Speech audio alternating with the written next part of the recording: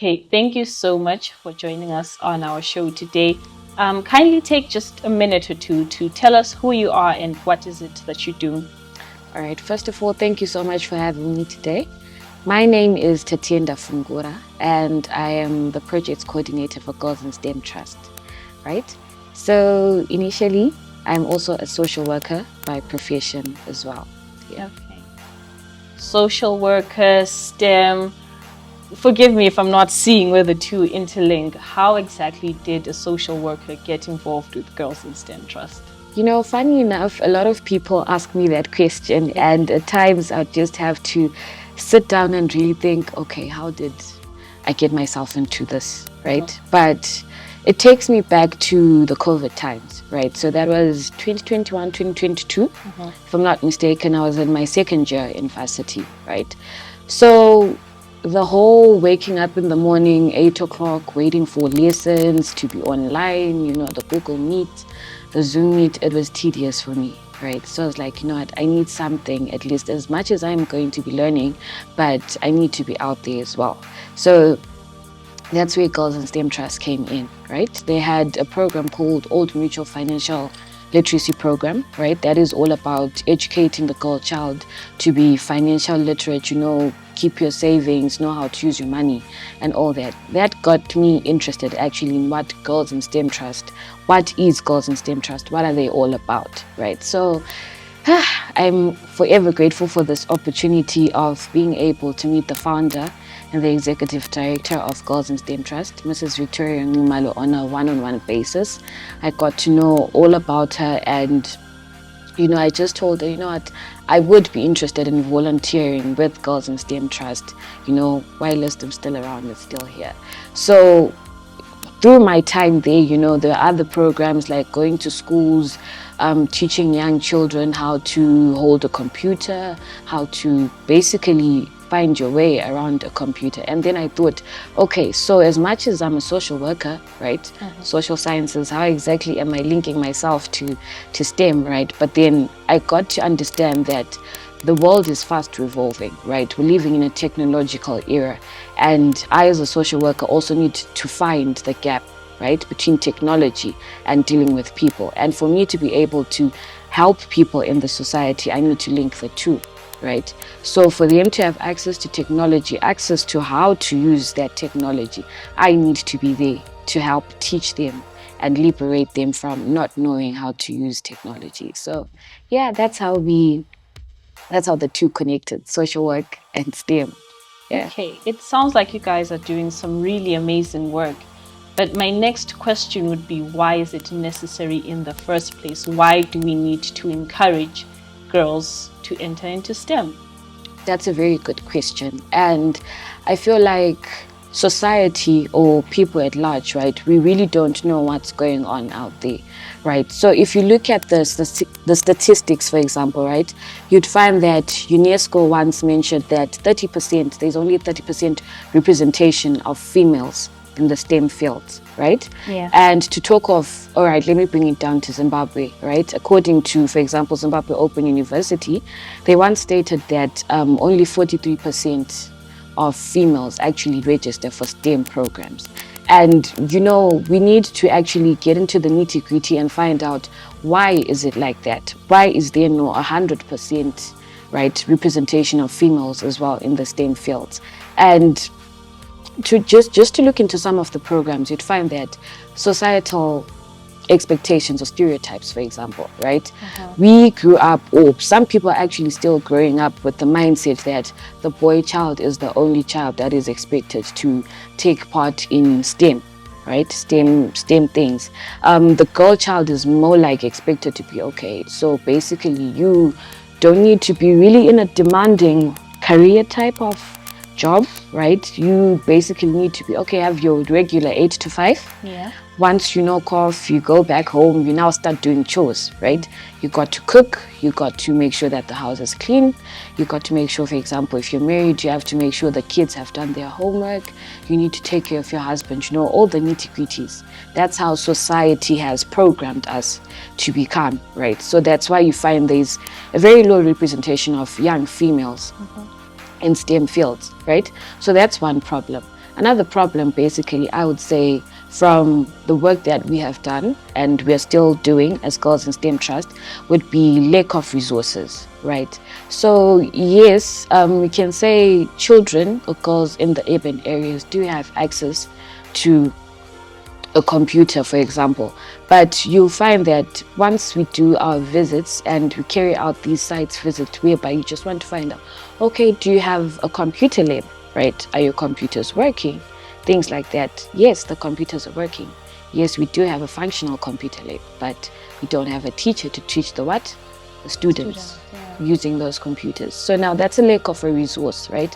That's a lack of human, for example, a human resource, whereby a teacher is going to just come and stand in front of the classroom and teach the children how to use a simple computer, right? So now you find that only few students know how to actually type, for example, type a full report, be it on a project that they've been given, right? So that's another one that's a challenge, specifically in Zimbabwe. And it's not just happening in the urban areas. For example, in the rural areas, lucky enough, we also have a program that's called Digital Skills for Rural Girls, right?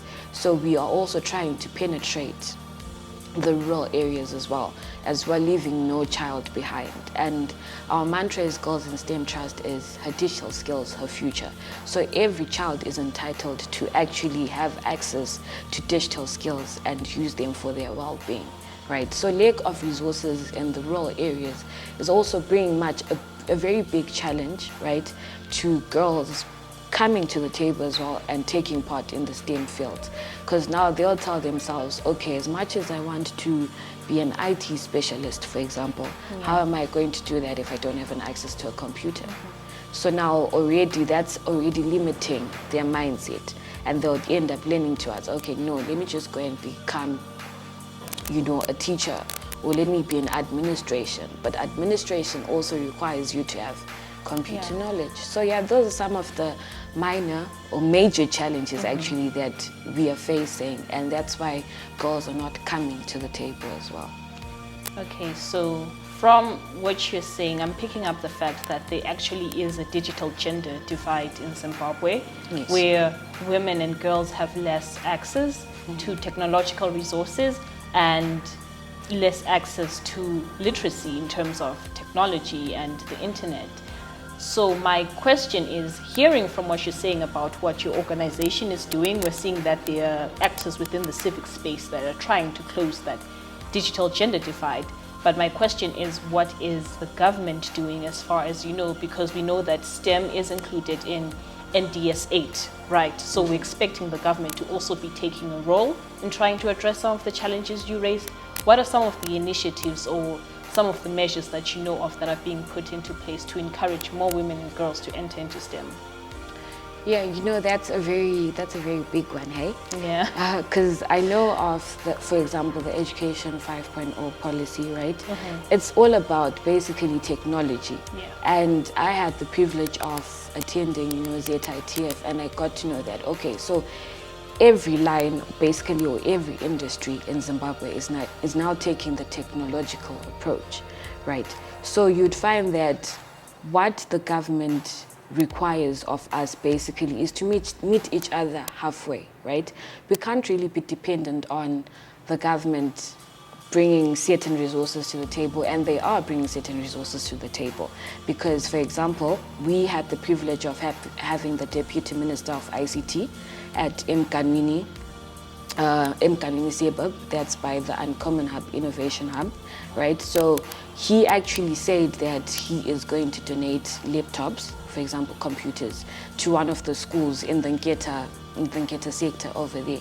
So you actually see that the government is coming to the table and is pushing for STEM to be, at a much bigger level than where it is right now. So now what we organizations need to do is now just come to the table and identify that, okay, so these are some of the schools that don't have, these are some of the schools that have computers, for example. So how can we come to the table and also help out in, rendering knowledge to the students as well. So That sounds like an amazing response.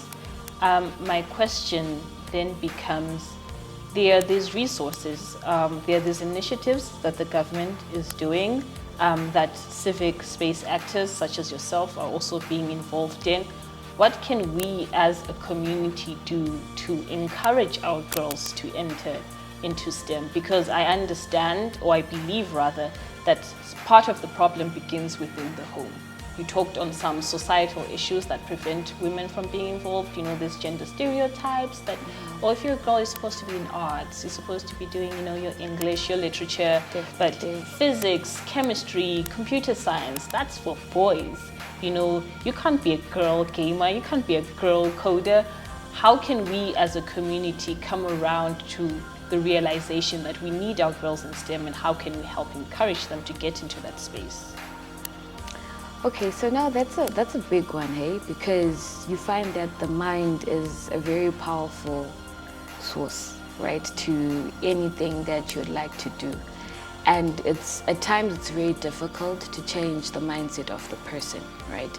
But what we like to do, for example, at Girls in STEM Trust is to just have awareness campaigns, right? So we were trying to come up with programs whereby, okay, fine, we're not just concentrating on the girl child, right? Because what the situation is in the classroom, or how you're looking at the child, right, when you see them, it goes beyond that, right?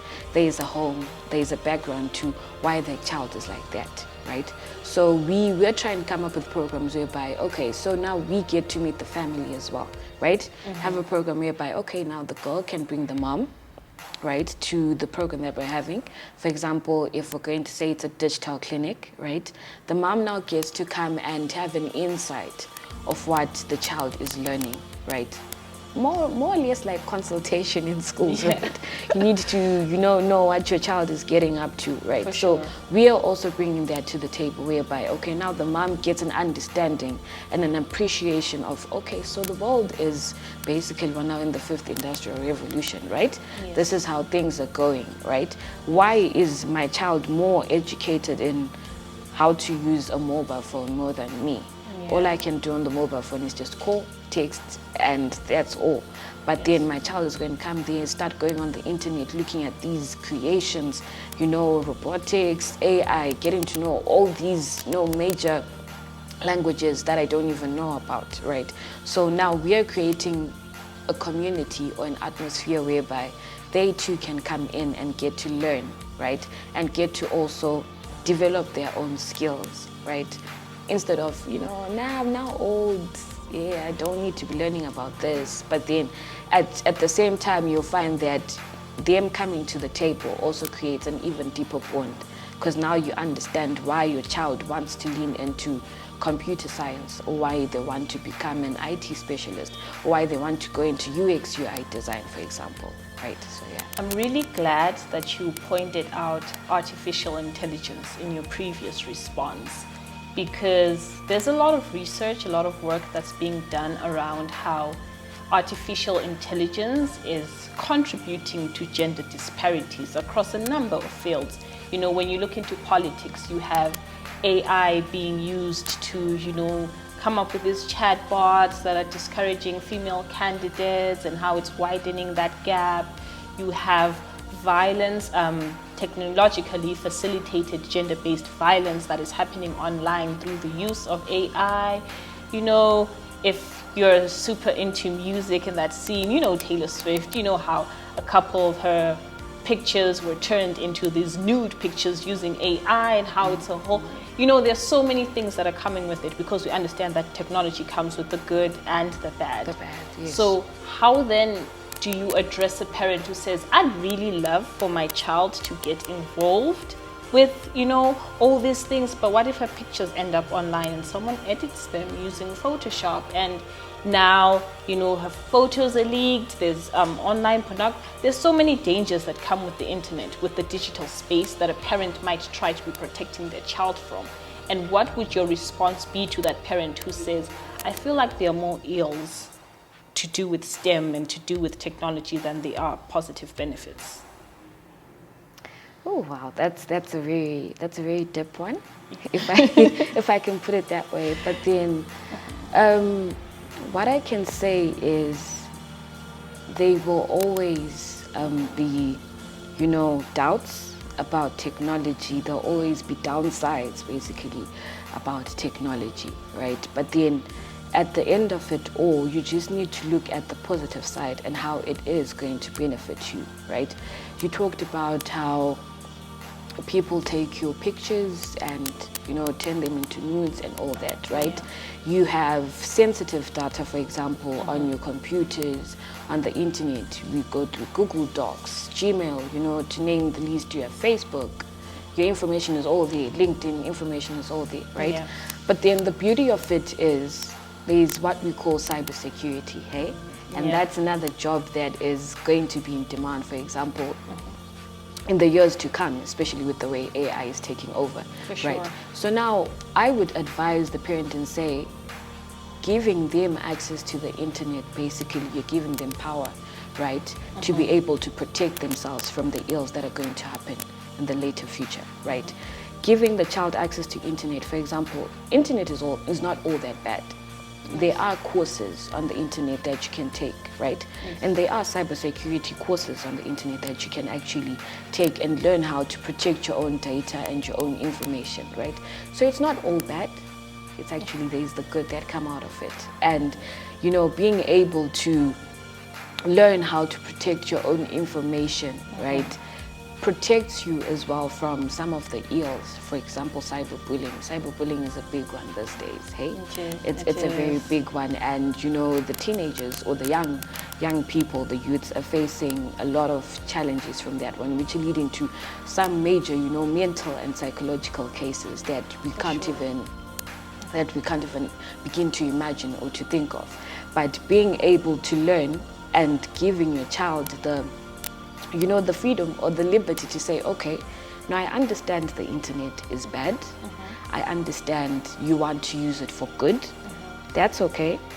Let's first look for forms of how you can use the internet or the AI for your own good, right? Because now you find that, I was there. Trust me, I went through it. Let's take it to the education side of it. A lot of students are using AI for education, right? To do assignments, to do your research, things like that. But then Guilty. Definitely guilty of that. But then you find that, for example, universities are catching up, right? Yes. Now there's, they're going to check your assignment for plagiarism. There's Turnitin, for example. They're going to check if you actually used an AI to do your assignment, right? So that's where you come up with the idea of, okay, fine, there are limits to how you can use the technology, because at the end of the day, how you're going to use the technology determines how your mindset is actually also going to change, right? Instead of technology making you lazy, for example, it's going to make you, have that mind of, no, I actually need to go and learn more about this certain topic, right? I actually need to learn, okay, there's actually an AI for me to do my homework, but I can also create an AI to do a certain type of thing, right? For example, now you find that there are AIs that actually help you to, for example, build your own CV, right? So you getting in touch with technology, you're developing skills that will help you to become creative, which is one of the skills that is required by the World Economic Forum, right? For jobs of the future for 2030, for example. So if you're innovative and you're creative and you're able to identify gaps, right, in the market and how you can take AI and technology to help solve those gaps, then you are running away from the ills, but you're bringing the good into the world. Okay, I'm sold. I believe in everything that you said. I believe in everything that you and your organization are doing. But my final question is, after I'm sold on these big dreams that you're selling me, I'm a young girl from Gwanda, right? Predominantly rural town. I don't necessarily have access or the avenues to be able to pursue some of the things that you said. But I don't think it's fair that I be left behind. So what can I do as someone coming from an underprivileged background, be it because of my family's income or the town or the community that I'm coming from and the challenges within that community? How can I overcome those? How can I seek out those opportunities? How can I cheat the system that's rigged against me? Okay, so let me start by saying what Girls in STEM Trust is.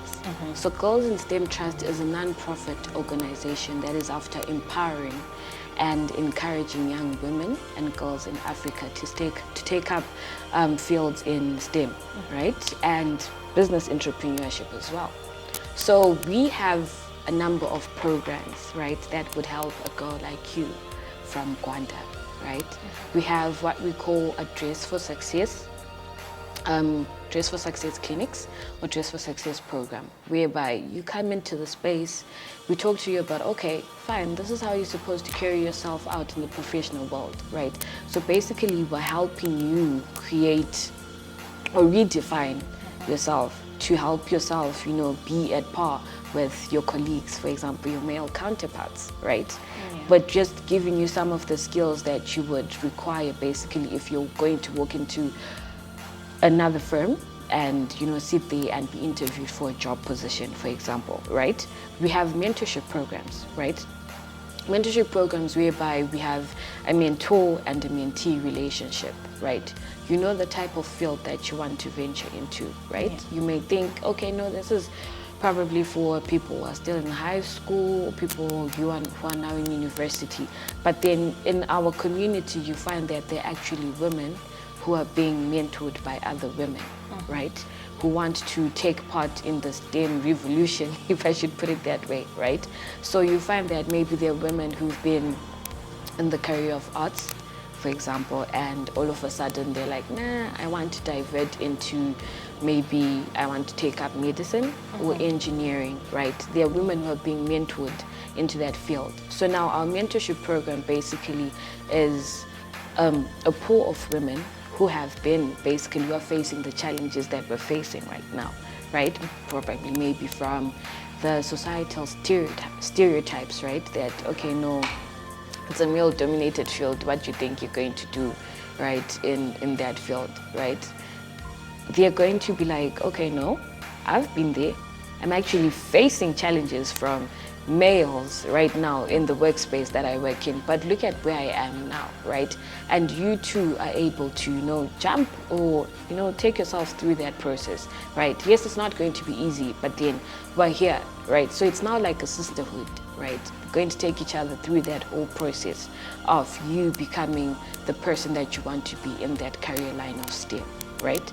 We also have what we call the STEMinist Community Series, right? So this is a meetup, basically, that happens every month on the last Saturday of the month, whereby, we just meet up as girls who are interested in STEM and we talk on different topics, right? For example, month of May is mental health, right? So bring in a mental health professional who's going to talk to the ladies about, okay, your mental health is important. What are you doing to protect your mental health, right?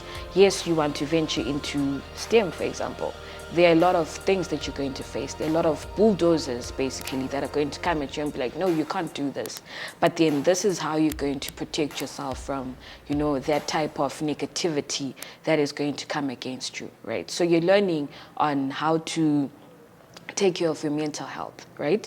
You find that we'll bring in professionals, doctors, engineers, people in tech to just talk to you about, okay, fine, yes, you want to venture into technology, this is what you're going to go through, but then they go a step further and actually explain what is going on the internet and how you as an individual can protect yourself, from the ills that come with the internet. So those are some of the, programs that a girl can just come through and learn about or further information about, right? We also have an opportunities and internships, right, program whereby, so we just sit here and you look at some of the opportunities and the internships, right? Because we understand that it's difficult, right?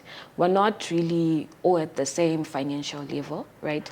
And for example, you'll be able to go to university, I won't be able to go to university. But then I have that dream of becoming someone in STEM, right? So then we are here to help maneuver the pool of opportunities and internships, free internships that you can, take part in, just get maybe your 6-month course right? It's better to start somewhere than to not start. Than to not start at Than all. to not start at all. Wow, that's Right. amazing, the work that you guys are doing and really trying to level the playing field Yes, so that yes. more young women and girls who are interested in STEM can become involved in that. And we'd like to Definitely. applaud you guys Thank for you so the much. amazing work that you're doing, and a huge thank you to you for coming through and telling us more about the amazing work that you guys are doing and letting us know about how government and the civic space can come together and push more of these initiatives to make sure that we keep up with the rest of the world.